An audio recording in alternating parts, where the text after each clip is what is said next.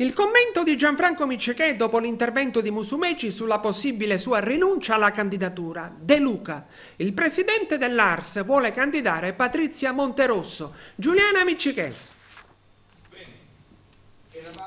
L'intervento del presidente della regione Nello Musumeci sul passo di lato qualora la sua candidatura sia divisiva del centrodestra e il suo sostegno ad un eventuale candidato unitario non ha risolto i dubbi di alcuni come il commissario regionale di Forza Italia Gianfranco Miccichè, che commenta: le parole di Musumeci in conferenza hanno lasciato qualche punto, diciamo così, non chiaro.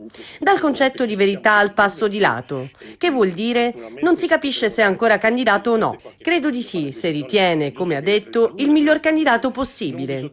E poi il presidente dell'Assemblea regionale aggiunge: a prescindere da questo dichiarato passo di lato di Musumeci, a Meloni avevo chiesto che ci incontrassimo. Lo stesso Musumeci ha detto che la maggioranza non si è mai riunita per scegliere il candidato presidente, ma è lui che ha fatto sì che non si riunisse perché ha sempre detto che era comunque candidato. Era dunque inutile che ci si riunisse. Abbiamo perso dei mesi. Adesso invece ha affermato che, dopo i ballottaggi di domenica, a Roma si incontrerà il centrodestra e che Giorgia Meloni dispone della sua rinuncia alla ricandidatura. E poi sul candidato presidente della regione, Miccichè, ha concluso: riguardo al nuovo presidente della regione ci sono 3 cose che non si sono mai verificate e 1 o 2 di queste dovremmo provare a prevederle. Non è mai stato di Forza Italia, non è mai stato palermitano, non è mai stato una donna. E questo non è normale. Io lavoro su questi 3 punti.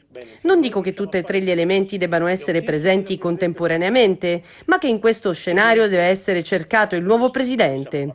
Ebbene, a svelare le intenzioni di Miccichè il candidato presidente Cateno De Luca, il quale ritiene che la sua candidata sia Patrizia Monterosso. E afferma: Miccichè ha bruciato anche Raffaele Stancanelli e sta andando avanti col suo severo disegno. Candidare alla presidenza Patrizia Monterosso, direttrice della Fondazione Federico II e già segretario generale della regione. La banda Bassotti si sta scannando, è una faida. Miccichè ha cambiato strategia, non vuole fare più il presidente del Parlamento siciliano, ma l'assessore ai beni culturali. Si è fissato con questa cosa perché tutta l'esperienza con la Monterosso, con la Fondazione Federico II, l'ha portato a innamorarsi della cultura.